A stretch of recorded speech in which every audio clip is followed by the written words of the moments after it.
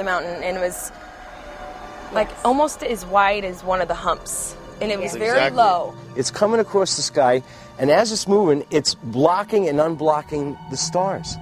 There is actually a shape. It was more like a boomerang than like a straight V, and then the lights were spaced pretty evenly. It was actually 5 lights that were a V, 1 in front and 2 on each side, and it was perfect. It was a perfect triangle. If you can imagine something the size of Camelback Mountain floating down Scottsdale Road, you have some idea of the intensity of this thing.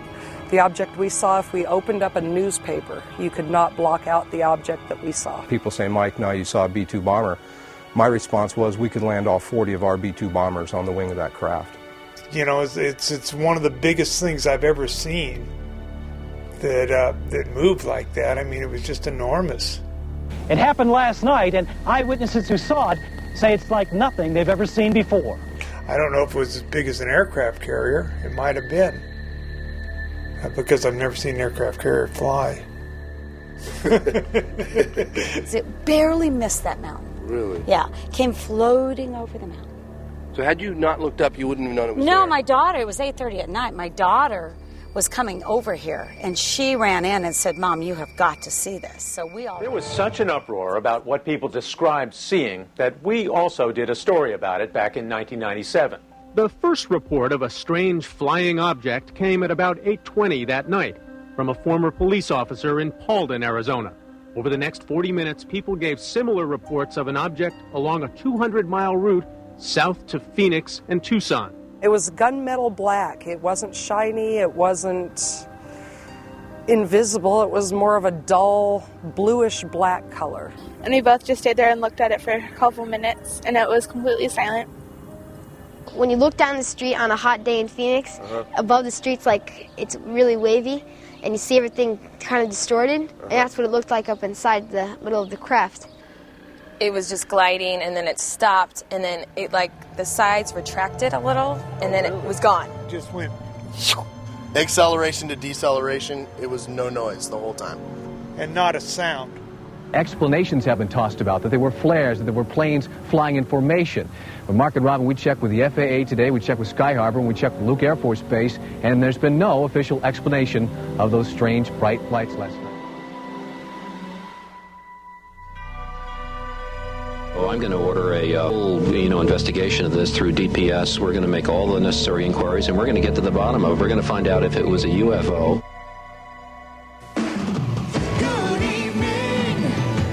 I'm Patty Kirkpatrick. Remember those mysterious lights in the sky? Well, the governor says there are new leads in the case. Good evening, Arizona. Governor is holding a news conference on the lights in the sky over Phoenix in March. Let's listen in. And now I'll ask Officer Stein and his colleagues to escort the accused into the room so that we may all look upon the guilty party. Don't get him too close to me, please. It's, Now, this just goes to show that you guys are entirely too serious.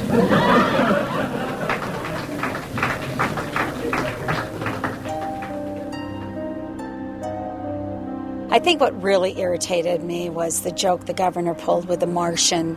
I just didn't have time for that kind of stuff. He was just dismissing everything that these people had seen and said, just like we're all Looney Tunes. And I know what I saw, and that's not what you're telling me what I saw. I didn't see flares. I didn't see A-10 Warthog. So how about we work together and try to figure out what this thing is?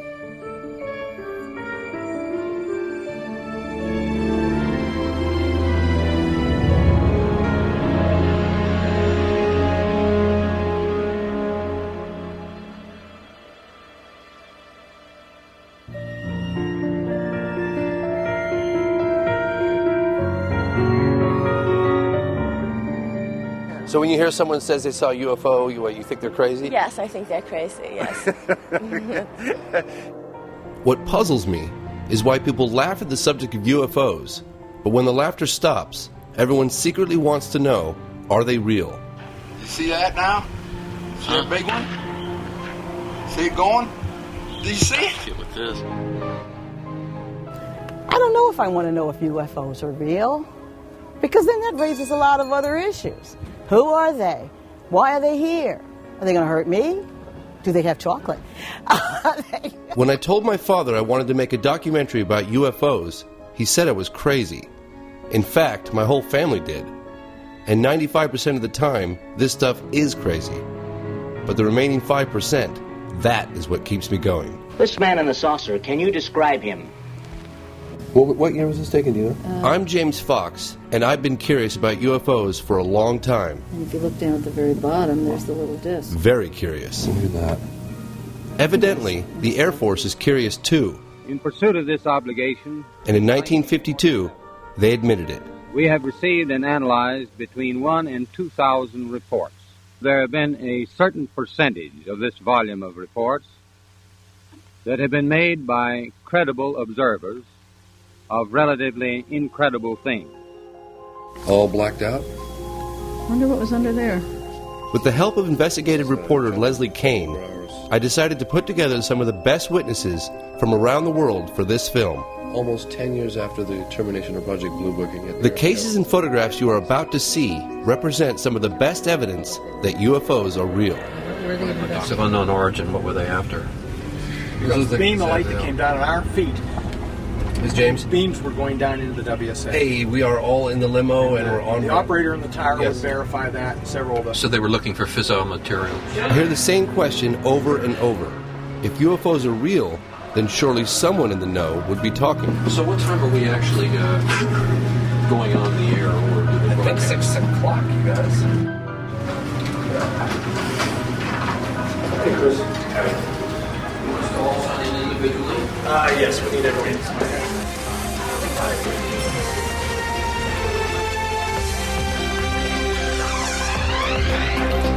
Good evening. A historic occasion will take place in Washington on Monday. Former high-level government employees, military officials, and pilots from all over the world will come together. They'll discuss their own UFO sightings and encounters, and they'll do it at the National Press Club in the nation's capital. This group has gathered together to call on the United States government to take an active role in investigating cases involving unidentified flying objects. James Fox, will you be there Monday too? Absolutely, yes. To establish the fact that the phenomenon is real and it's happening worldwide. Fife, are we now saying that the United States is taking this seriously, or is this just an event? I think the United States is taking it seriously, and they need to. It's long overdue. And you're going to moderate it, right? I'm going to moderate it. I'm Fife Symington. In 1997, during my second term as governor of Arizona, I saw something that defied logic and challenged my reality. Before this event, I met with the governor at his home to find out why he ridiculed the sighting. We were in the middle of investigating it and just couldn't get any answers. Paralleling that activity was this almost hysterical environment that was building, the hysteria. The governor told me what was actually going on behind the scenes. And we called Luke Air Force Base, and we called the FAA, and I called various touch base with people. I called my general at the National Guard. Nobody had an explanation. People just sort of said, well, we just don't know what it is.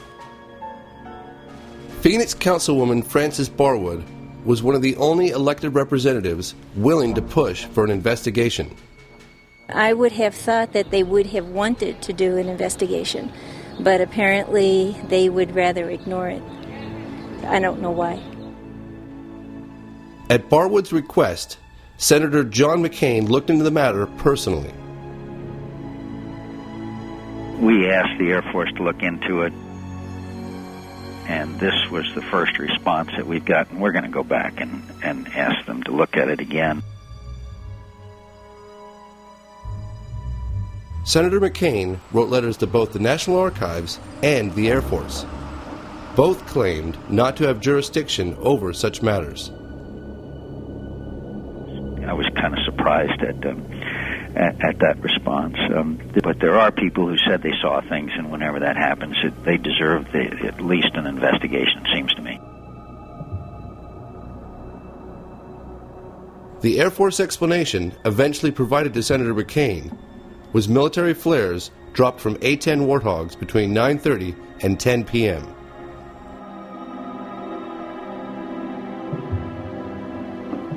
Oh my God!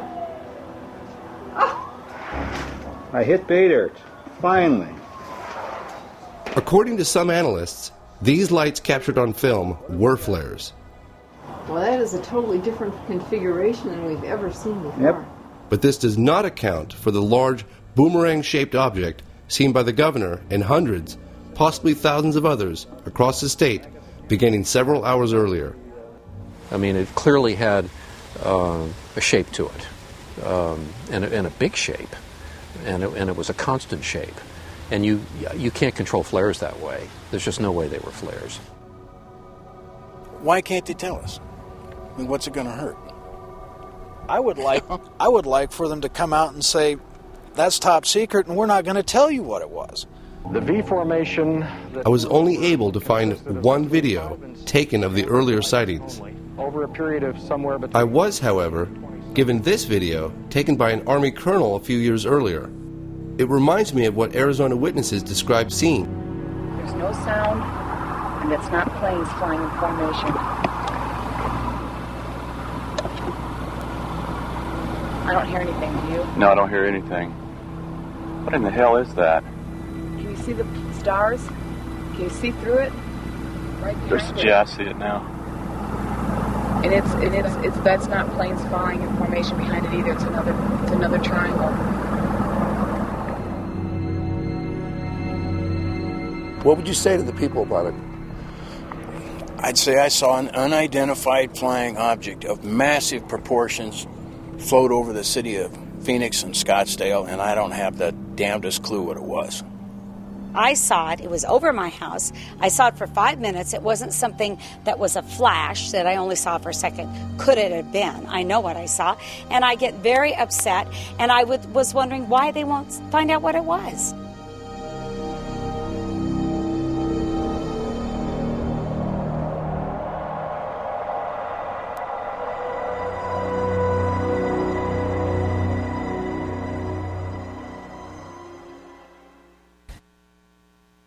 Governor Symington, I am Bill Burns from the History Channel. Just a quick question. When you were giving your press conference back in Phoenix, were there any external pressures on you to diffuse the situation in the way you did, or did anyone instruct you not to comment on the truth of what was happening in Phoenix? Well, the only external pressure, and it was significant, was the fact that there was just this massive public reaction to the lights over Phoenix. I mean, we've just being inundated by the press and people coming into my office saying this thing is just reaching heights of hysteria and concern.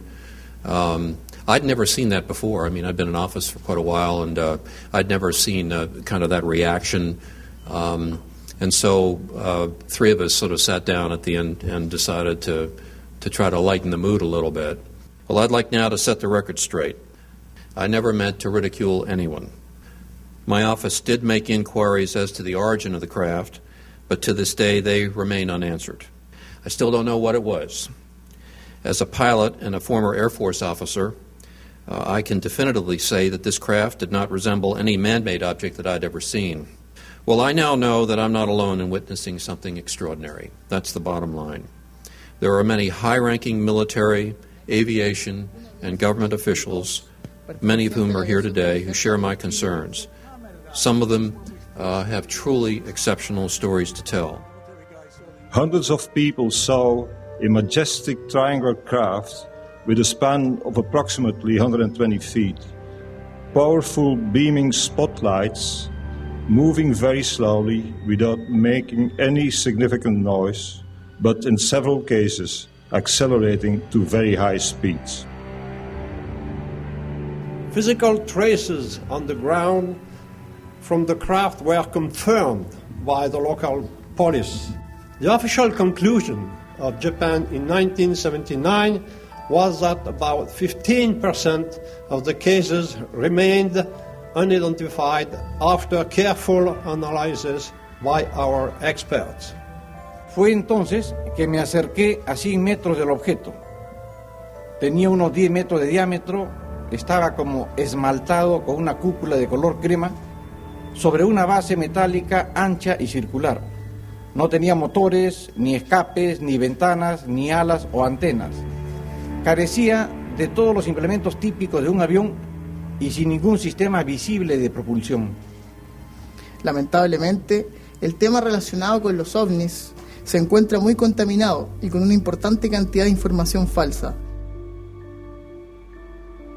Most UFO sightings turned out to be misidentifications of things such as aircraft, satellites and meteors. But in around 5% of cases, no explanation could be found.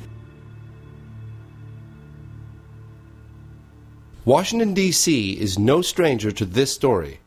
Could these saucers be some kind of a secret weapon of ours? No. If they were, Air Materiel Command would be the first to know. How about a device from a foreign country? We know they're not. What is your opinion, Colonel? The U.S. Air Force's involvement with UFOs started back in World War II when pilots reported being followed by luminous orbs. They were nicknamed Foo Fighters. By 1947, flying saucer sightings were getting national coverage. They flew like erratically, like a saucer would if you skipped it across the water. According to this memo titled Opinion Concerning Flying Discs by General Nathan Twining, the phenomenon reported is something real and not visionary or fictitious. No, it just come up like that and then it tipped and just, really went. It didn't have no smoke, no motor, just the wind.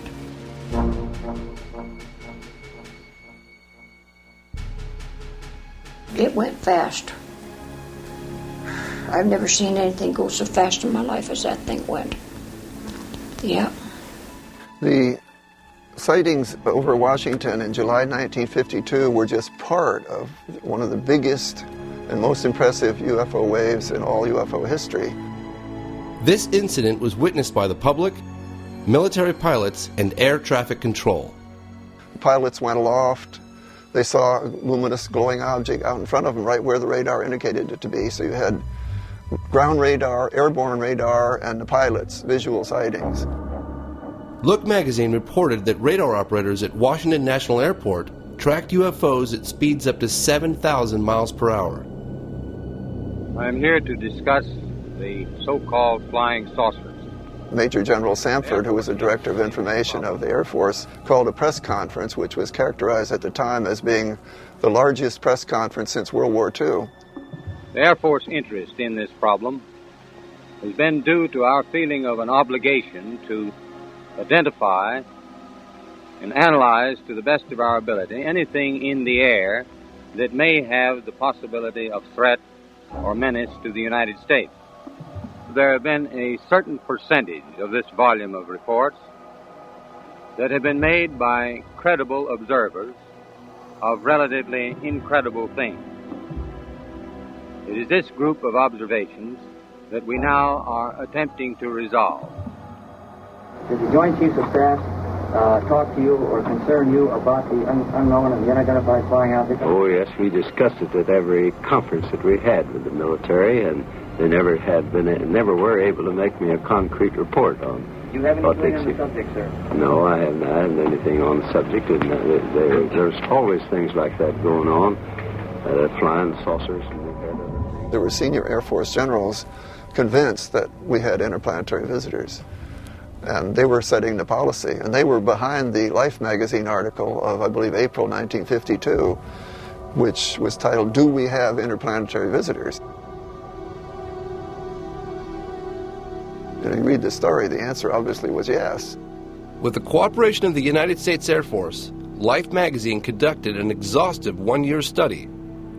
Out of a number of conclusions, this one caught my eye. No power plant known or projected on Earth could account for the performance of these devices. Dick Calderhose is a journalist and a qualified pilot. He saw what he believed to be a flying saucer. It was a flight from Winnipeg to Vancouver in jet aircraft. We're fairly high, about 37,000 feet. Coming up in the mountains just about sunset, this unexplained light or disc-shaped object was down in the darkness. So I just happened to have a camera with me, and we took a picture.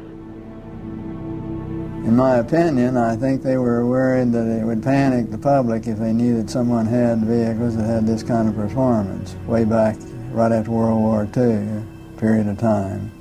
So they started telling lies about it. Dr. J. Allen Hynek investigated UFOs for the United States Air Force for over 22 years. The most well-known of these investigations was Project Blue Book. Where media is not a In this 1979 interview, Dr. Hynek revealed why the Air Force changed its public position. They were strongly guided by the CIA, because the CIA was not concerned so much with UFOs as they were with UFO reports. They were afraid, actually, that if another nation wanted to perpetrate another Pearl Harbor, that if their agents spawned a bunch of false flying saucer stories that might clog the military wires, as actually happened in 1952. So they devised the so-called Robertson panel, of which I was an associate member at the time. A very prestigious panel. I was one of the lower-ranking ones. They had Nobel Prize winners and whatnot on it. But at any rate, they handed down the dictum, which then became sort of the unwritten law of the Air Force: don't rock the boat, play it down, cool it, don't get the public excited. Well, what is your answer to the people who are sure there are spaceships and they say that you and the Air Force are in cahoots? Well, first of all, this business about being in cahoots is just simply a downright falsehood. And I know, having been in Blue Book for nearly 20 years, that whenever an interesting case came up, the very last thing in the world they would do is to notify the media. And when the media themselves found out something, the Air Force did its best to play it down. It's called it a balloon, called it a star, called it... Balloons, meteors, satellites, aircraft seen with the sun glinting off of them, and birds. Our critics continually charge that the United States Air Force is withholding information from the general public on this subject. This is absolutely untrue. And there is nothing in the records which would indicate that we have been visited by any advanced civilization. There's nothing to hide. There's nothing to hide at all. Good evening. Reports of flying saucers are nothing new. When it got to the top of the trees, it stopped. So it looked like a round disc. Residents of the area saw it. The police saw it. Sergeant Newell Schneider of the Sheriff's Office remembered it well enough to draw it. What do you think it was? Well, if they call it a flying saucer, that's what it is. The Air Force sent its chief scientific consultant on UFOs, Professor J. Allen Hynek, to check the Michigan sightings. A little bit of swamp light appears here. It goes out. Another one appears over here. That goes out then. But the illusion, as viewed from a distance, is that the objects have moved back and forth. The citizens of Michigan didn't buy it and asked then Congressman Gerald Ford to investigate. Mr. Ford, what about flying saucers? You've had some in Michigan in the past week. Do you really believe in flying saucers? You've called for a congressional investigation. Dave, we've had several incidents in Michigan in the last week. Incidents that many reliable, good citizens felt were sufficient to justify some action by our government, and not the kind of flippant answer that was given by the Air Force, where they passed it off as a swamp gas. Now, this is not an attack on the Air Force spokesman or the project spokesman. They are simply following orders to explain away all UFO sightings as quickly as possible when they become public and deny that UFOs really exist. Scientists were being misled, even as the public was being misled. And to this day, most scientists have no inkling of the serious hardcore evidence, because now it's all treated like a tabloid subject. Are you sorry now that you did tell people what you saw? Yes, I am. I'm sorry, because not that it's not the truth, but it's just the idea, the reaction of the people. They think you're a nut, to tell you the truth. That's just what they figure you are. And I'm not going to take it no more. I don't want nobody down in here. I just leave me alone. And if the thing lands right there by that pump, I'd never say a word. Best Western always gives you more. Breakfast and fresh in-room coffee.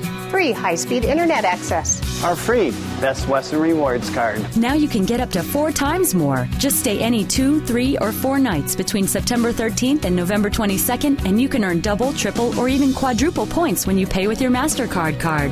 AAA members can get even more. Use your points for free nights, airline rewards, gift cards, and more. Better values, Best Western. For details, visit bestwestern.com. 10 years ago, in 1969, they closed Blue Book, and I thought for a while that maybe this was finally going to be over. But since that time, we've had about 25,000 more UFO reports. Many of the hundreds of people reporting the sightings believe they've all seen the same object. It's called the Hudson Valley UFO.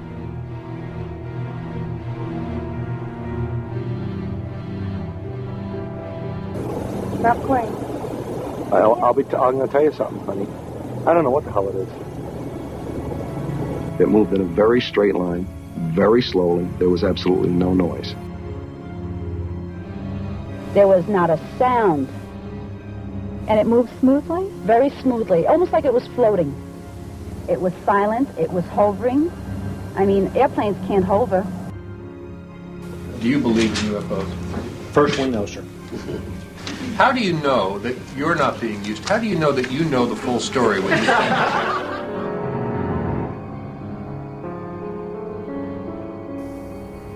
My name is Gary Tuckman with CNN, and this question is for the governor and Mr. Callahan. This really is a government that doesn't mind scaring us. We still have orange alerts and red alerts, and they scare us all the time. It keeps people in work. Mm-hmm. So I'm wondering why you think, and you just state that that's the reason and that's it. Was that really the motivation for a government that doesn't mind scaring us? If these phenomena are as technologically advanced as they appear to be, then one could say that we're completely vulnerable as a civilization. And that's, to some people, that might be horrifying. And I'm just speculating on that feeling of vulnerability. And so a lot of people like to say, well, we're not vulnerable. That's just not true. That didn't happen. And they shut it out of their minds.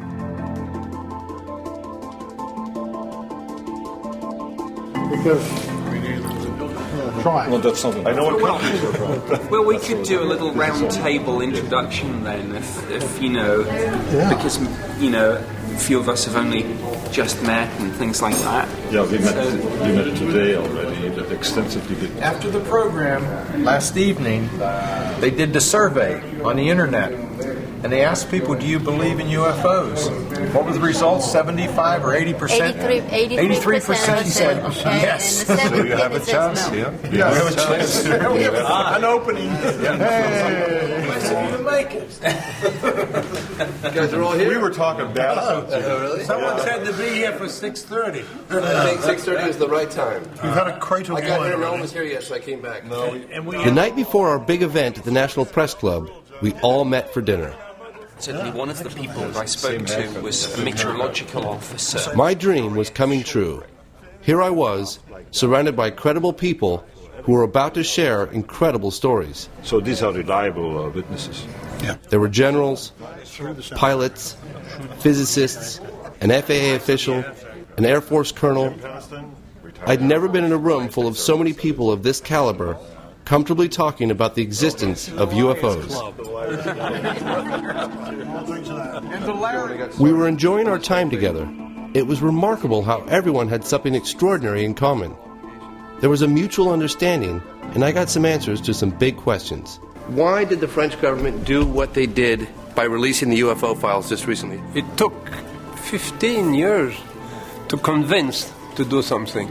Despite the public position of the US government, somebody, whether it was on an official or a sort of back-channel basis, but somebody most definitely was looking into the UFO phenomenon. If you're not capable to identify whatever flies around, there is something wrong. Could you say something very quickly? One of the things I always remember you talking about was when you'd be at a cocktail party and the subject would come up with UFOs, and you sat with one on the ground for 45 minutes and you'd bite your tongue. What was that like? It was difficult. But, in some ways there was some kind of satisfaction involved there. And they're talking about stuff, the what if. And I knew. My name is James Peniston, United States Air Force retired. In 1980, I was assigned to the largest tactical fighter wing in the Air Force at the time. I was stationed at RAF Woodbridge, England. Shortly after midnight on the 26th of December 1980, Staff Sergeant Steffens briefed me that some lights were seen in Rendlesham Forest, just outside the back gate. He informed me that whatever he seen didn't crash. He told me it landed. I then ordered Airman Kabanzak, A1C Burroughs, to respond with me off-site. That night, we were on Security 1, which was in charge of mobile security for the Woodbridge base, and we responded to Jim Burroughs' sighting of something out on the edge of the flight line. The controller on the radio broadcast over the air that go down and check out a possible UFO. There was a craft of some sort that was sitting just inside the tree line.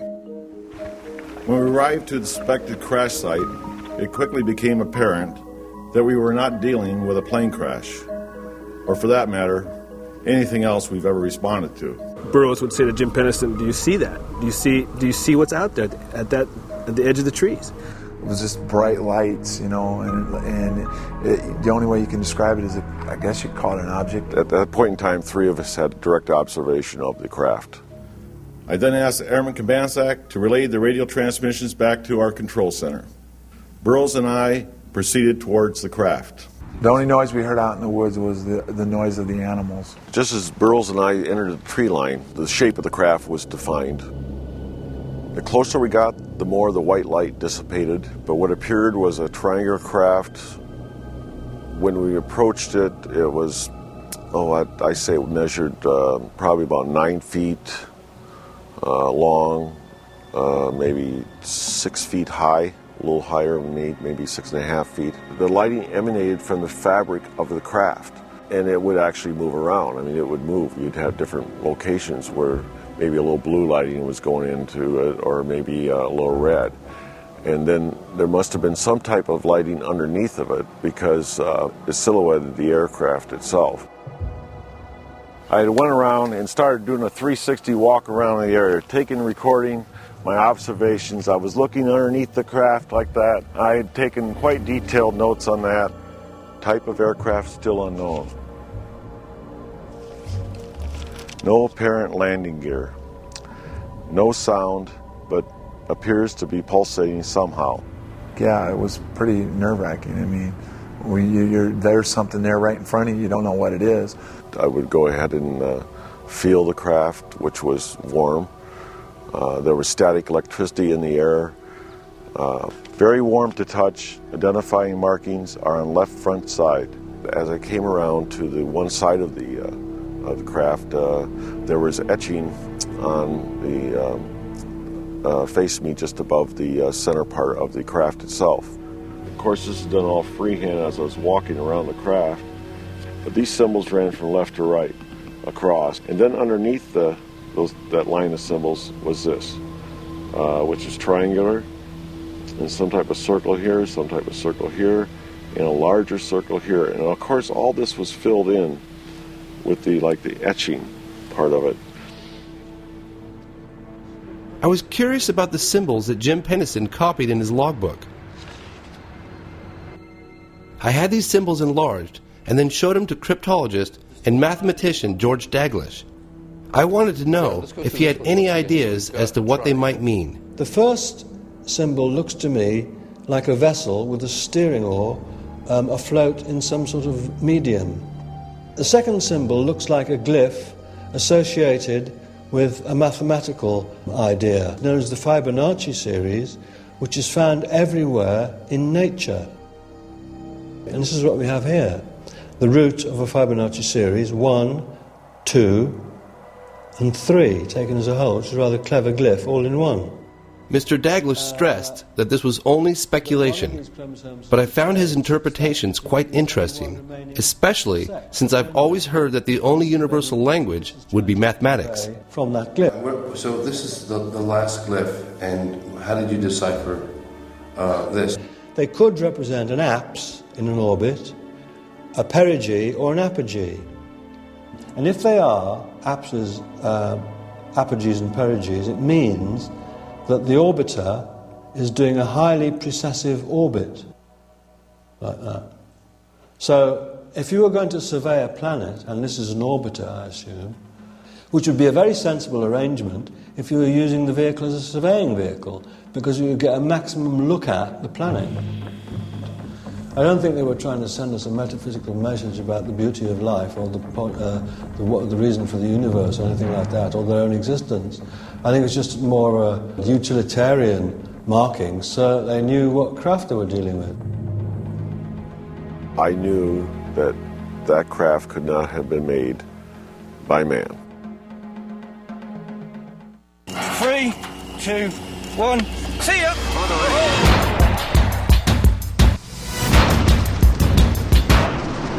Ancient Discoveries. A new season begins November 5th, only on History. And then it started moving back in between the trees with absolutely no sound, no air disturbance at all. Takeoff, unknown speed, and I write, impossible. I mean, it was threatening to me, but it wasn't the type that you were going to shoot on it. And also the fact was that, what would happen if I would have shot at him? What good would it have done? That night, over 80 Air Force personnel, all trained observers assigned to the 81st Security Police Squadron, witnessed the takeoff. The information acquired during that investigation was reported through my military channels. The team and witnesses were told to treat the investigation as top secret. Thank you.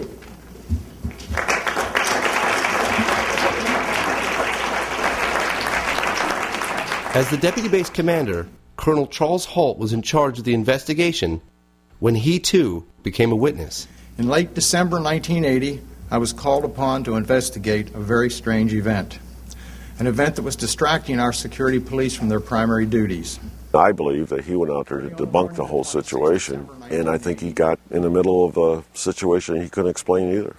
2 nights later at the family Christmas party, I was interrupted by the on-duty police commander. He told of strange events and said it was back. Since my boss had to present awards, I was tasked to go out and investigate. I fully expected to find an explanation. During this entire event, I was fortunate to have with me my small pocket recorder. It's a little in there. What you're about to hear are excerpts from the original recording made that night. There's no doubt about it. There's some type of strange flashing red light ahead. It's yellow. I saw a yellow tinge in it too. Weird. Now we've got an object about 10 degrees directly south, 10 degrees off the horizon. And the ones in the north are moving, one's moving away from us. Moving out fast. Yeah, we're both heading north. Oh, here he comes from the south. He's coming toward us now. One approached at a very high speed and sent down a strange beam right at our feet. Now we're observing what appears to be a beam coming down to the ground. This is unreal. Another object sent down beams of light into the weapons storage area. The whole time we had difficulty communicating with the base, as all 3 radio frequencies that we were using kept breaking up. I have no idea what we saw that night, but I do know with great certainty it was under intelligent control.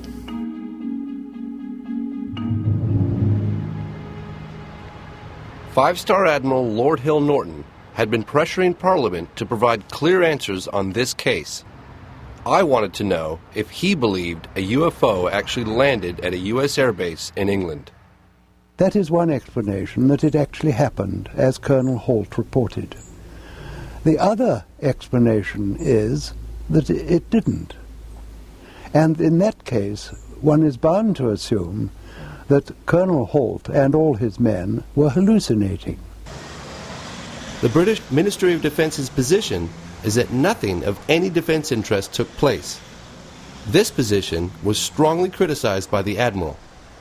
That the colonel of an American Air Force base in Suffolk and his merry men are hallucinating when there are nuclear-armed aircraft on the base must be of defense interest. If indeed what he says took place did take place, and why on earth should he make it up, then surely the entry of a vehicle from outer space, certainly not man-made, to a defense base in this country also cannot fail to be of defense interest. Outside the Parliament building, I met with Nick Pope. He investigated UFOs officially for the British government. I reopened the case and conducted a sort of cold case review of the original investigation. And I was shocked to find a series of basic errors had been committed, exactly the same sorts of errors that often fatally undermine a police investigation. Nick Pope shared with me some startling evidence from the Ministry of Defence's files. This is one of the most important documents to have emerged from the MOD's case files. It's from an assistant director in DI 52. This is their assessment of the radiation readings that Colonel Holt and his team took at the landing site. What we have here is a plaster cast of one of the three indentations the object that Jim and the other two gentlemen approached. It's approximately 8 to 10 inches across and about 3 inches deep at its maximum point. This is cast number 2. He made an impression of all 3 of the indentations and they were all identical. Now, here's the key bit. These levels seem significantly higher than the average background.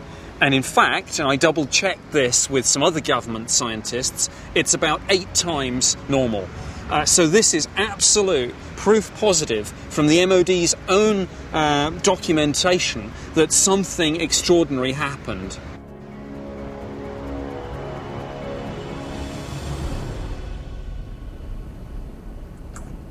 Back in America, I arranged a meeting between Colonel Holt and Sergeant Nevels, one of the men who was with him that night.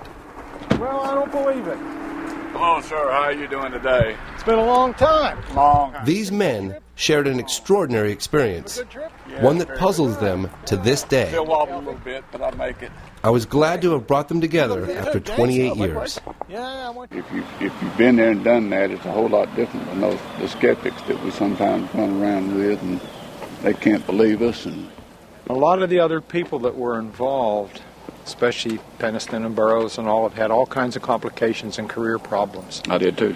Peniston retired as a tech sergeant and probably should have made chief. There's no doubt about it. There's some type of strange flashing red light ahead. Step by step, Colonel Holt and Sergeant Nevels went over what happened that night. It's bright on Hasbet. It's coming this way. It is definitely coming this way. What was going on right there? It was approaching us. Yep. No way of calculating how fast it was going. It was just gone. The turns were 90-degree turns. They were just abrupt. Right, and there's no way that anything we had in technology then, and I don't believe the technology we have today, would allow anything that we saw to make the turns the way they turned. We met with General Gordon Williams, the wing commander of the entire base. He would neither confirm nor deny the incident. He did, however, tell us how he felt about a leaked memo written by Deputy Base Commander Colonel Charles Holt. That went under the door and I didn't see it. Now, did he have a motivation in doing that? Did he think that if he brought it into me, I would have stepped on it? I certainly would have looked at it very carefully because it had some things in there that I don't think we were prepared to defend. Once that cat was out of the bag, I couldn't put Humpty Dumpty back together again, and it lived its own life. I just find this very interesting that the U.S. Air Force or government generally says that they don't investigate UFOs since the termination of Blue Book, and yet you're convinced that there was an investigation that took place. So who gave the orders to do that? It certainly didn't come from anybody that was normally on the base other than the OSI. I didn't tell my wife. I didn't tell my daughter. I had a top secret clearance, and when I was told to shut up, I shut up.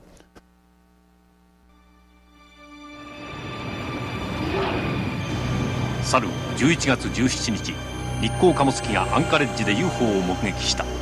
そしてその事実が1ヶ月後、共同通信により新聞各紙に発表された。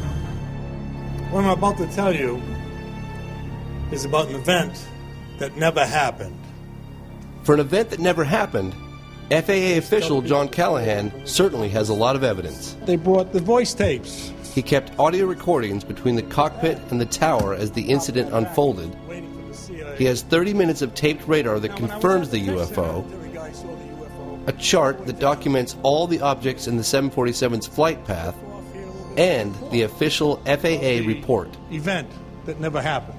According to Callahan, all of this was presented to the CIA in a private meeting. When the pilot first reported the UFO, he described it as a huge ball with lights running around it. He said it was about 4 times bigger than the 747 he was riding. And remember, the 747 has an elevator. And he's looking out the window and he sees something that's 4 times the size of his aircraft. What you're about to see and hear are excerpts from the actual radar and cockpit conversations as the incident unfolded.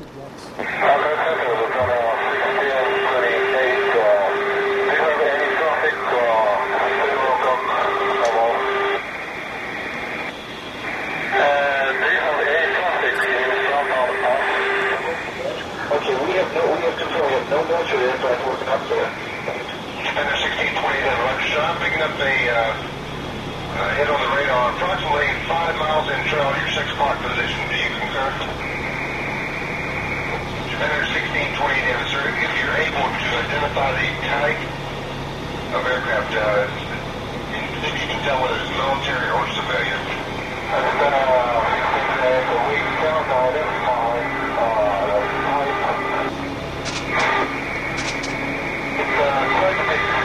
Okay. It is what? It is okay, we've lost contact with it now. 2030. We're almost on time. I think we're within 20 seconds or so.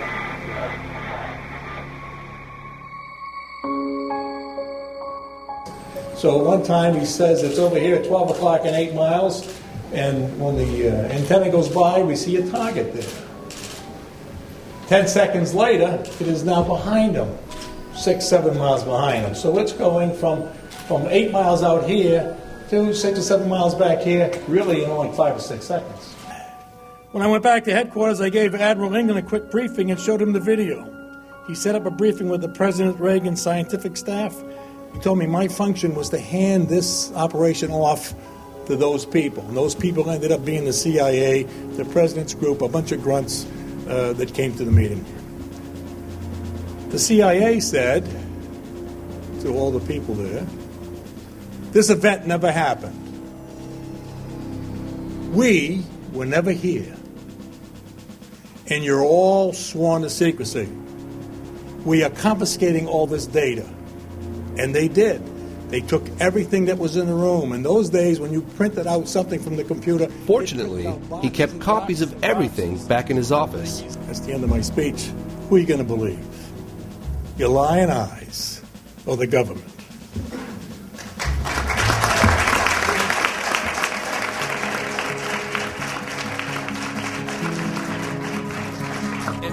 Well, how do you feel about your husband coming forward? Well, I think that's John.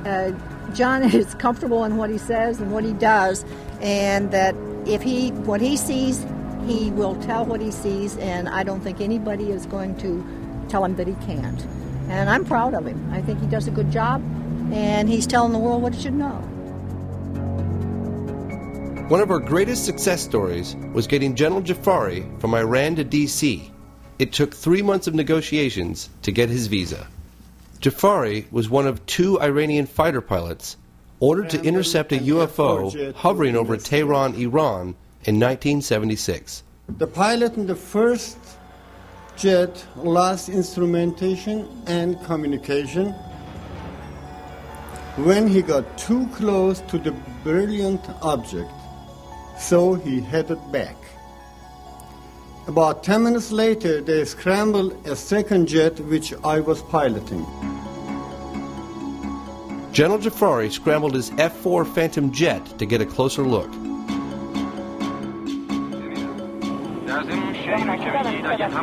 He gave us this Iranian Air Force reenactment film featuring the original witnesses and planes.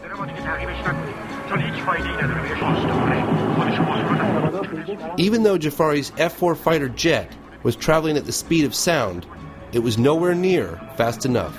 Imagine, when I was looking here at about 70 miles out, and he jumps all of a sudden 10 degrees to my right. In this angle, 10 degrees, this part which it was traveling becomes about 26.7 miles per moment. I don't say per second, maybe less than a second. Jafari was flying towards the UFO when a smaller object separated from it and headed right at him. His only instinct was to shoot at it. But that turned out to be a bad idea.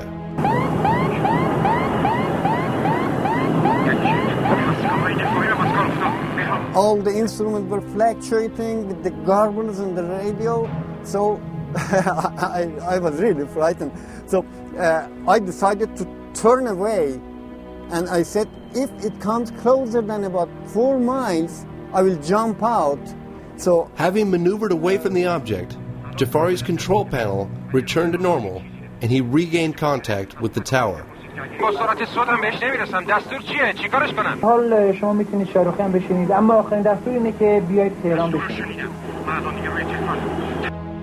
Despite the United States government's claim that they have not investigated UFOs since the closing of Project Blue Book in 1969, this Defense Intelligence Agency report, made in 1976, indicates otherwise. It was obtained through the Freedom of Information Act.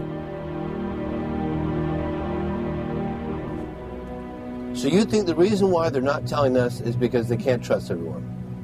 They can't trust, and the second one, maybe, as I said, they don't want people to be panicked. Now, we don't take sides on 360. We like to present you with facts and information from different angles and let you make up your own minds about things. That's particularly true with mysteries.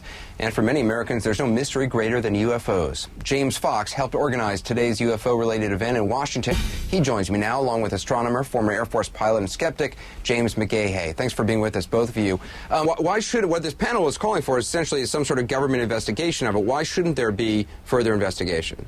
Well, there have been investigations, and it was... Well, hang on a second. Let me just state this clearly. One of the things you keep interrupting me, sir, please.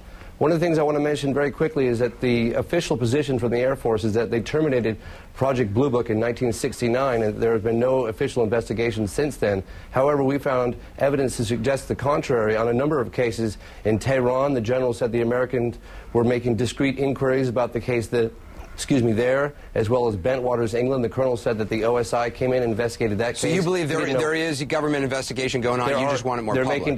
They're making discreet inquiries, unofficially, yes. Well, UFOs are basically a modern space-age mythology. It's a conspiracy wrapped in superstition and myth. Where does this superstition and myth come from? And how can it be so pervasive? Within a few months of the original saucer report, practically everyone in America was conscious of flying saucers. Oh, there's an alien who's trying to kill me. Oh! Now, did you see a UFO? I did, and the rest of the account, I didn't. It was unidentified flying object. Okay, it's like, and so wait, we're just getting started. You've got to be kidding! And then I would say, where was it? What did it look like? What were you doing?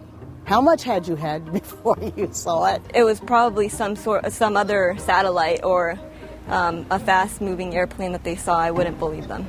I mean, I know there's been sightings, random, not well documented. Well, Jay Leno once asked, if these extraterrestrials are so highly evolved, how come it is that they only address people named Bubba who are out hunting and fishing?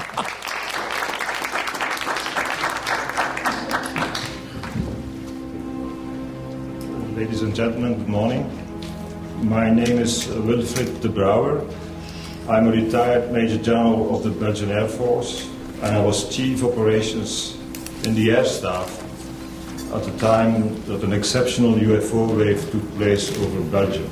The nature of this sighting was such that people identify a large triangular platform with very intensive spotlights, and also hovering, being static at a certain moment, being able to fly at very low speeds, and then accelerating to very high speeds in seconds. In addition, these objects didn't make any noise. It was only a humming noise.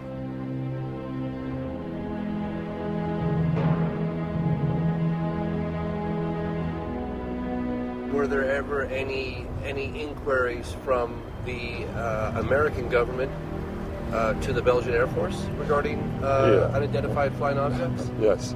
Well, some informal inquiries, but nothing formal. I would have liked to see a formal request.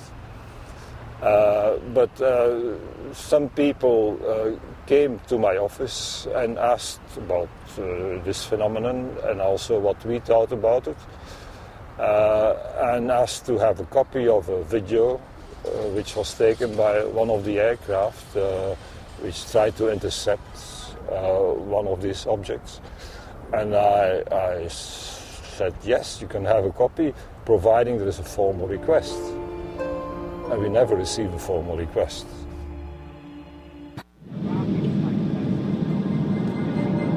Airline 544, Roger, I do have a primary contact now. Good morning, everybody. Thank you for coming this morning. My name is Ray Bowyer, and I fly a civilian airliner as captain. I've been invited here due to my sighting last April of multiple as yet unidentified objects over the Channel Islands region of the English Channel.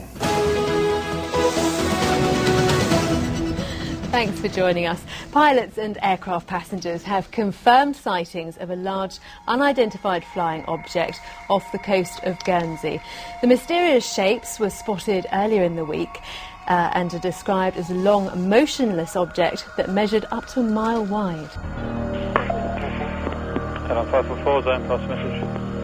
Do you have any traffic, can't really say how far, but by 12 o'clock level? Roger, I've got a very bright object, it wouldn't say how far, extremely bright, yellow-orange object, straight ahead, very flat platform. We're looking at it through binoculars as we speak. Airline 544, Roger, I do have a primary contact now, very faint primary contact, just to the left, approximately 11 o'clock this time, in a range of about 4 trap miles. Roger. I've got a definite contact by 12 o'clock.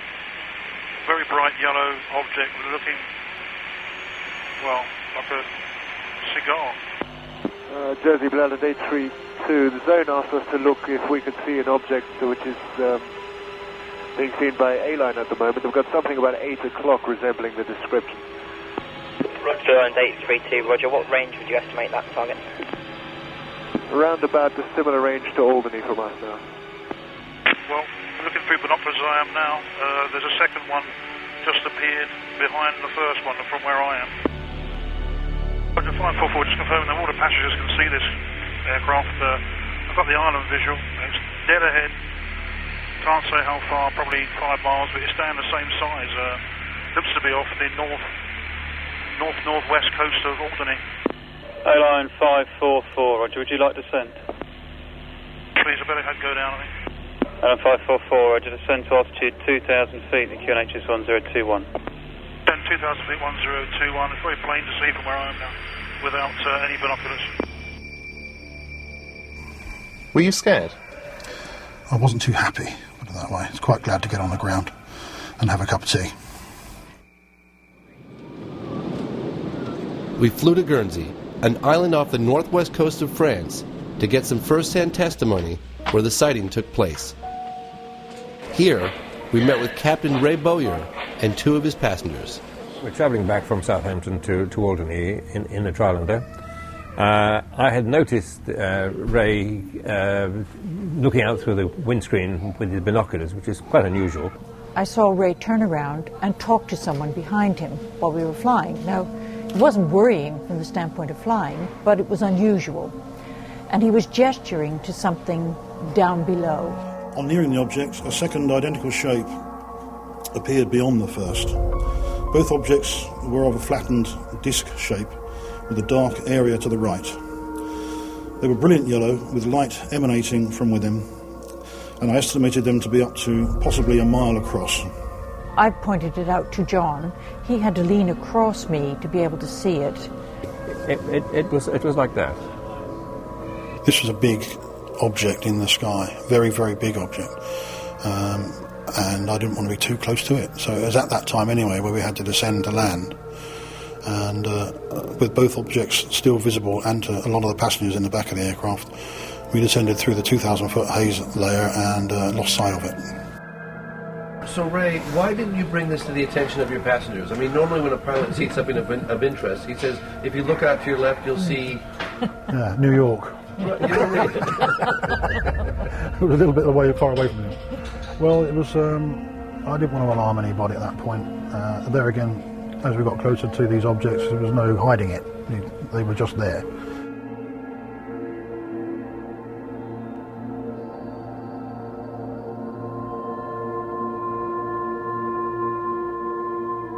Taken note of some of the differences between the British and the US reporting system. It appears that attitudes on opposite sides of the Atlantic are very different when it comes to the required reporting and recording of this type of event.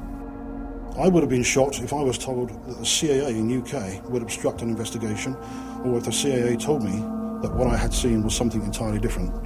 But it seems that pilots in America are used to this sort of thing here.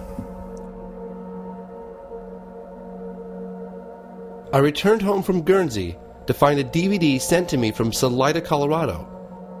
Listen carefully to the 6-year-old girl who points out a UFO to her dad. Dad, can a spaceship grow bigger like that? Huh? Huh? Uh-huh. It could. I'm not sure what the sounds are, but the object reminds me of what Ray and his passengers described seeing. It moved over that part of the sky there. It probably moved 500, it probably moved 100 miles in a matter of a second or two. These up there now, you know. You see that now? See a big one? See it going? Do you see it? Oh, you can't see it. I can't see it with this.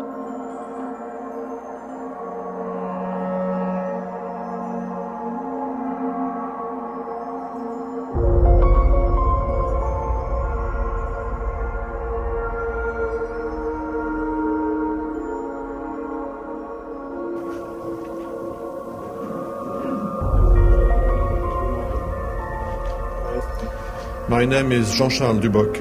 I am a retired Air France captain. During Air France flight 3532 from Nice to London on 28 January 1994, I observed with my crew a UFO in broad daylight near Paris. And it looked like this, with a bank angle of 45 degrees. It seemed to be a huge flying disc. It stabilized and stopped moving. It was about 1,000 feet wide. The most incredible aspect is that it became transparent and disappeared in about 10 to 20 seconds. My co-pilot, Chief Steward, and I quickly realized that what we were seeing didn't resemble anything known to us, and we reported our sighting to RANS traffic control. There is a crew of 3 persons plus radar correlation at the same time, not the same place but the same time, and that means that we have had something real over Paris one day, a huge thing. Good evening. Last week, several people in Stephenville, Texas, a small rural town of about 15,000, 70 miles southwest of Fort Worth, witnessed what many are calling a UFO. James Fox, I know you've been probing this for a long time. We've never got an answer to this. Why do you think the Air Force doesn't want this out? Well, I mean, what are they going to say?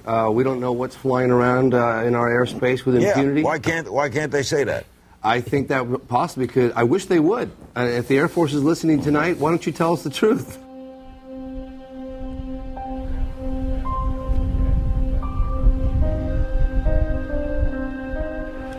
I came in on Tuesday night, a week and a half ago, started down the driveway, and I looked back here to the southwest, just past the windmill. So I'd say maybe 5 miles away, there was a real bright light came on. It was almost as bright as like a welding arc. One of the guys that was at my house that night called up and said that he wasn't coming back to my house until we got armed guards. And I said, why is that? He said, well, there was a UFO flew over your house Tuesday night. I said, I saw it.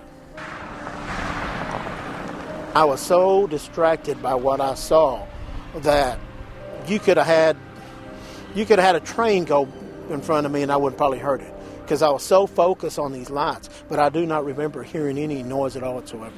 How would you describe the acceleration? Probably the speed of light. And I tried keeping up with my binoculars and I couldn't. This case, so far, qualifies for that 5%. The lack of sound, the speed of the object, and apparently the military's interest. There were two jets coming from that direction this way, and I did hear the jets. You know, we're used to seeing military aircraft in our skies here in this area. We're used to seeing, you know, the helicopters and the fighter jets and the C-130s, and I mean, we know what those look like. By the way, so, when it comes to military aircraft, I am a trained observer, so... Whatever that's supposed to mean. Whatever that means, right? Why don't we take another break here? We're visiting with James Fox, filmmaker in town, doing research on the UFOs and interviews. We'll take a break. We're back right after this. Good evening, everyone. Welcome to Dublin. In Dublin, the whole town showed up to discuss this sighting. My name is Steve Hudgens. I'm senior field investigator for MUFON. We're down here to investigate this extraordinary event. It was going so fast and it didn't make any noise. The lights seemed to be streaming and breaking around it. Then 10 minutes later it came back by, and that's when it had the two military jets chasing it. I've been a witness to this and give you all the information I can. You don't want to come forward and say anything because they'll say, oh, they're an idiot, because I've thought that before until I saw this. I guarantee you the jet, whoever's flying the jets, they had a visual on it. It was incredible. I listened to many witnesses and then went to the editors of the local paper where this story first broke. Headlines. I mean, these are all headlines. Angela Joyner saw me on CNN the night before and assumed I had all the answers. Major Carl Lewis at Carswell, I've talked to him a lot, and he said something of this size would leave a sonic footprint much like what we know as a tornado path. It would just demolish things on the ground. Why don't we see that? I have no idea. That's a good answer. Angela and local radio station Mandatory FM introduced me to Ricky Sorrells. We had a drink at the local bar where he agreed to meet with me the following day. These aircraft in the area, they wouldn't normally be flying. They told me that Ricky had seen a lot more than lights in the sky. Hey, we can close that door, kiddo. I used to think that people that saw this and came on camera and said this kind of stuff, I thought, man, these guys need some help, you know. But it happened to me, and I can't change that. I had a hard time dealing with it, but... So you looked out all the way in that direction, you didn't see the edge? Looking up, Ricky said he could not see the edge of the craft in any direction. You couldn't see the edge of it? Couldn't see the edge of it. But I do know this, it's bigger. You could have landed an airplane on that, I believe. God, it's an incredible story. Nothing, no sound, no when it was hovering, nothing when it moved from left to right, and nothing when it took off. And holding his rifle and sometimes actually looking through his scope, Ricky stood under the craft for about 3 minutes. I don't know if you've ever been in that situation, but... No, I certainly haven't. I've been in it only very few times in my life, but I had to slow my mind down to actually think about what to do with it, the information that I was receiving for the first time. And that's what I did. I studied it. You know, I seen no nuts, bolts, rivets, seams, no welds, none of this. It looked like a piece of sheet metal. You know, it wasn't shiny. It was a dull, I don't know what you call it, matte finish maybe. And this is what I had a hard time with, was if something was to leave, in my mind, it should pivot up and go, like an airplane would. This did not do that. This stayed completely flat, and it went at a 45-degree angle away. And it took off at such a high rate of speed that no way I can describe it is if I would have blinked, I would have thought it just disappeared. On January 21st, 2008, Robert Powell and Glenn Schultz received radar data from the FAA. This image was created directly from that data. Each black dot, and there were over 140, represent radar confirmation of an unknown object whose flight path is seen heading towards Crawford Ranch. I just want to know what it is. You know, why was it here? What was it? Is it ours? You know, that kind of thing. Although the military initially denied being in the area, the official explanation from the Air Force is now a flight of F-16s. After each witness I meet, I find it increasingly difficult to accept the military's response. I've actually stepped back and tried to view the big picture. I would like to find out what it is. And if people believe me, okay. If they don't, that's okay too. T-minus 15 seconds and counting. 9. Mercury astronaut Gordon Cooper was the last American astronaut to go up in space alone. He orbited the planet 22 times. While stationed at Edwards Air Force Base in the early 1950s, Cooper was part of an event that has never been explained. I was having some cameramen film the installation of a precision landing facility we were putting in right on the edge of the dry lake. And this saucer flew right over them and put down 3 little gear and landed out on the dry lake bed. And they went out, picked up their cameras and moved on out toward him filming. And he lifted off, put the gear back in the well, and climbed out at a very high rate of speed and disappeared. By the time they got back with the developed film, I was on the higher and higher and higher level officer talking to me. Finally with the colonel telling me to, when the film arrived at my desk, to put it in the carrier pouch. There would be a courier there at my office by that time already, and they'd arranged for him to fly in our base airplane back to Washington with these films, and do not run prints, etc., etc., etc. Did you watch the film? We didn't have a chance to run it. I had a chance to hold it up to the window and look at it. It was certainly good film. Did you ever keep in touch with anybody about it or discuss it? How would I keep in touch with anybody about it?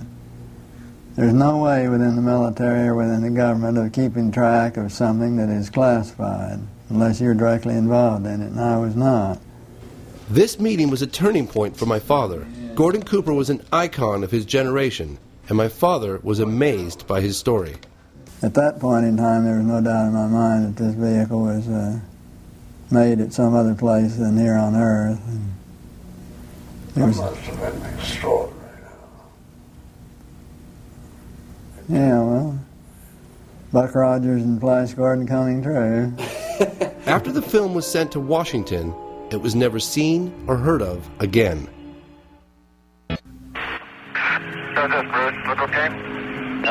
Apollo 14 astronaut Edgar Mitchell was the 6th man to walk on the moon.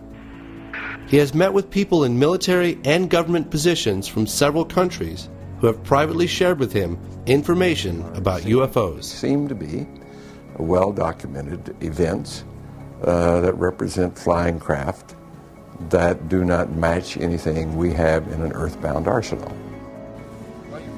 I felt that Dr. Mitchell would know the reasons for secrecy. Why are we stonewalled? I can't answer that question. I think it's long past time to open this up to the public. But the best answer is probably because they don't know what to do about it anyhow. My father and I caught up with President Carter at a book signing in San Francisco. What happened to the UFO issue? What happened to The UFO issue. I don't really know what happened to it. I saw one, but I don't know what, it just disappeared. Okay. Did you ask when you were president? What he said? Yes, but there's a lot of different answers, and nobody has proof of things.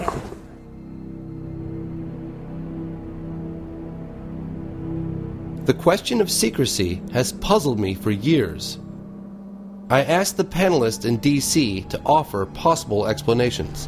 Some of the questions that Man on Street have, and whoever wants to address this can, is why, in your opinion, would any government hide this from the people or not disclose this type of information of what's going on? And when there are witnesses or sightings coming in, they are very reluctant to pick up the issue, to investigate, because they have no structure and they don't know how to handle it. Si existe una amenaza de origen desconocido que no tiene explicación, eso podría amenazar este sistema de conservación de poder. I suspect there are at least 5 agencies in the U.S. government that have investigative capability and do maintain files on UFOs. The public opinion, I think, is asking for information and is ready to believe that there is something serious. If we can convince the government, it could change. Good morning, ladies and gentlemen. My name is Jean-Claude Ribes, and I am an astronomer working for the French Centre National de la Recherche Scientifique from 1963 to 1998. I contributed to the French Cometa report, a 3-year military study on UFOs and national security, released in 1999. Cometa translates as Committee for In-Depth Studies. It was, in essence, a high-level think tank. Cometa included such members as 4-star General Bernard Nolan, who was the former commander of the French Tactical Air Force and military counselor to the Prime Minister, as well as André Lebeau, former president of the National Center for Space Studies, and attorney-at-law Michel Algarin, director of the Cometa Group. The Cometa Group published its findings in an historical 90-page report titled UFOs in Defense, What Should We Prepare For? The formation of the Cometa Group was initiated by French Air Force General Denis Letty. Cometa concluded that about 5% of the cases studied were inexplicable and that the best explanation was what the authors called the extraterrestrial hypothesis. With investigative journalist Leslie Kane, I flew to France to meet General Letty. We met the general at his home on the outskirts of Paris. We went over some of the more puzzling encounters that led the group to their conclusions. And he saw the disc hovering. Pilot sightings confirmed by radar. Going very quickly out of his sight. And cases involving soil and plant analysis from landing sites. I had looked into one of these cases myself. Farmer Renato Nicolai from Trans-en-Provence reported that a disc-shaped object landed in his garden in the late afternoon. La forme, c'était comme si on posait 2 assiettes, l'una sur l'autre. When he told his wife, she assumed he had heat stroke and had hallucinated.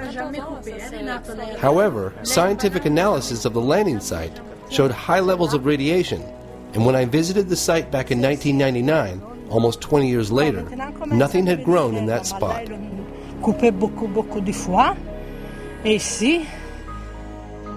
The town of Trans-en-Provence labeled the farmer a flying saucer fanatic.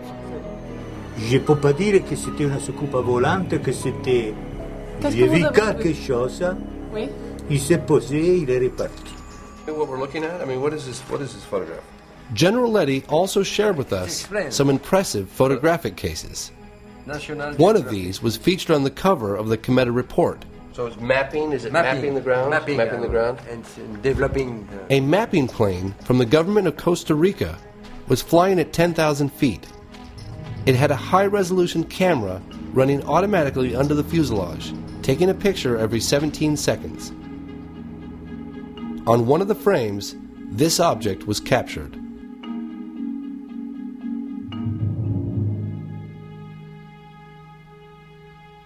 After careful analysis by several scientists, including Richard Haynes and Jacques Vallée, it was determined that the object captured on film was a real 3-dimensional airborne object. So do you think if it was announced that people would panic? If the government's announced, well, the unidentified objects are real? I cannot say yes, but I cannot say no.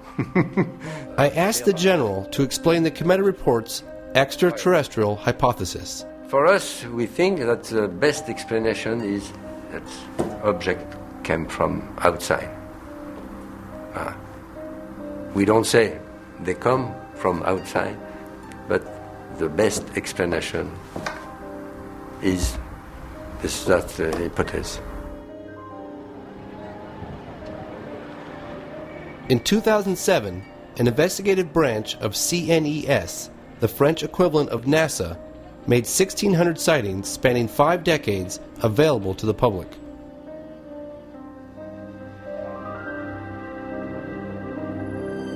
I asked CNES for an interview. I wanted to know who allowed the release of these files and why.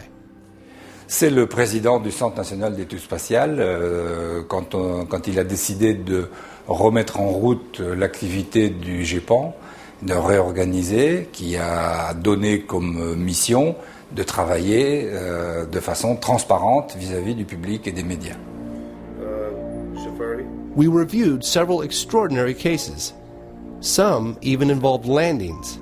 I asked him what his personal beliefs were. Je crois que probablement nous découvrirons dans le futur que peut-être il y a de tout et que certains cas sont peut-être des visites extraterrestres, mais d'autres cas seront probablement des observations naturelles qu'on n'arrive pas encore à expliquer aujourd'hui. Et ça, c'est grande comme histoire. C'est grande histoire. C'est un grand projet. Ouais. Big job. Good job.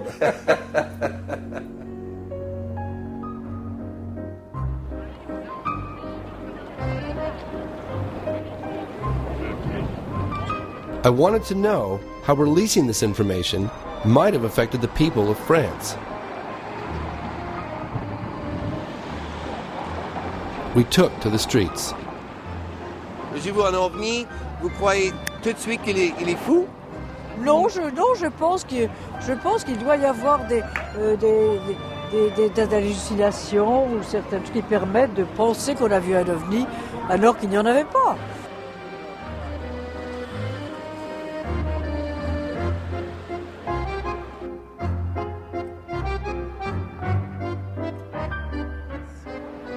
Does it make you scared? Yeah. I'm scared too that they're going to come and they're going to be hostile and they're going to try and they're going to hurt us or do something to the world. Do you think governments know more than what they're telling us? Apart from American governments. Yeah. Est-ce qu'il est possible que ça peut venir ici? Pourquoi pas?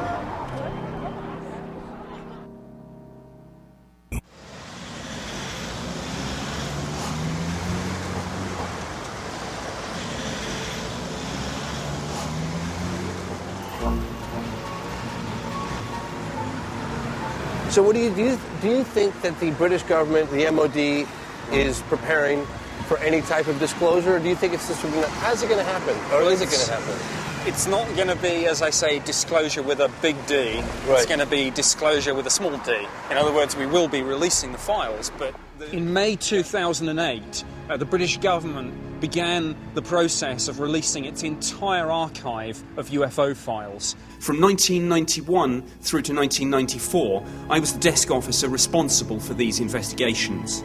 And these cases included incidents where reliable witnesses, such as police officers and pilots, reported structured craft performing speeds and manoeuvres significantly in excess of anything that they'd seen military jet aircraft perform. In July of 2009, the Ministry of Defense released this document. It's a briefing regarding the mass sighting over England in 1993. In summary, it states, there would seem to be some evidence on this occasion that an unidentified object or objects of unknown origin was operating over the UK. To the sceptics who say there's no evidence, I would say this. The Ministry of Defence in the United Kingdom has received 10,000 UFO reports since 1950.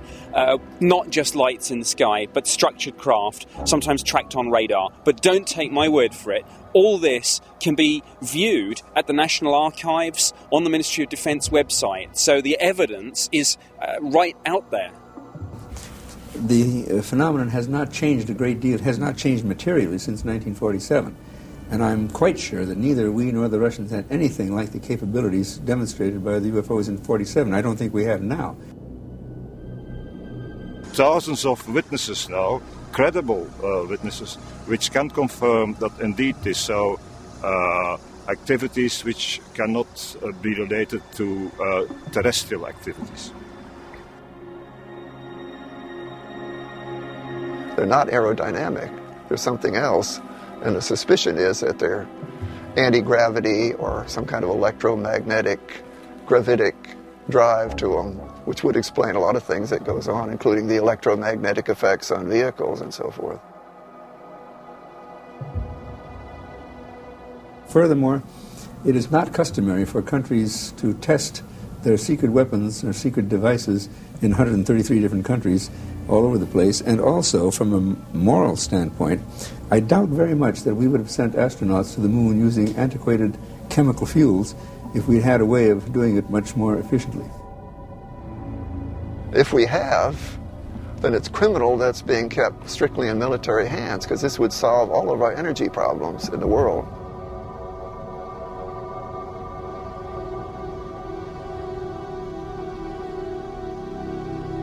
So I've given up the whole idea that it could possibly be from any place on Earth. Why don't governments tell the public what's going on? To accept that some object overfly and the country being unable to clear the sky of the... You cannot admit it. Do you think it's possible that it was from another world?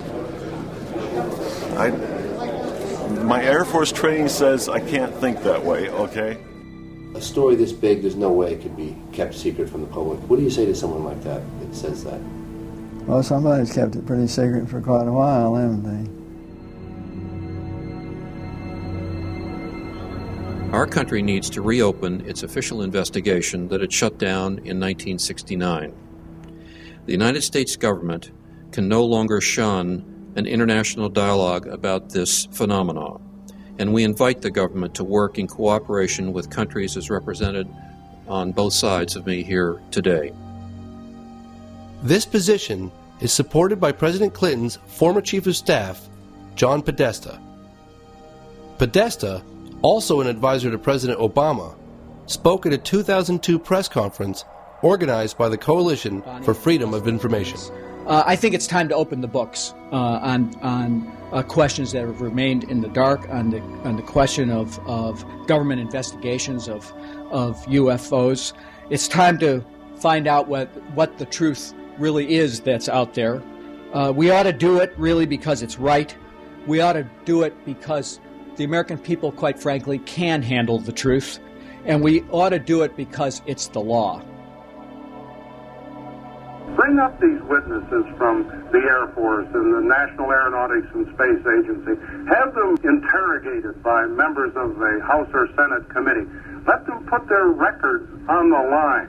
And let the people who have allegedly seen unidentified flying objects come and testify. There was one last thing I asked Jacques Patinet, the man who helped release France's UFO files, what advice he would give to the American government.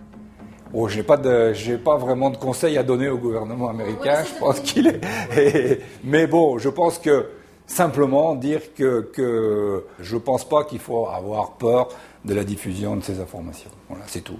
Mais je ne veux pas me permettre de donner de conseils au gouvernement américain, certainement pas. Con mi avión procedí a perseguirlo y nos hemos ido alejándonos y en ascenso de la base. I've met with UFO witnesses from around the world, military officers, politicians, and everyday people like you and me.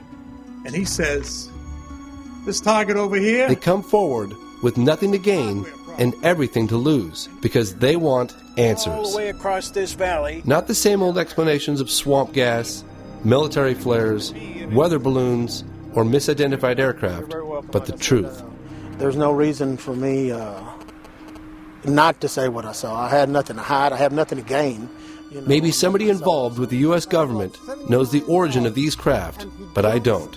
All of a sudden, 10 degrees to my right. If they're ours, then somebody has been hiding revolutionary technology for over 50 years. I've never seen anything go so fast in my life as that thing went. Yeah. If any of them are not man-made, then we're not alone.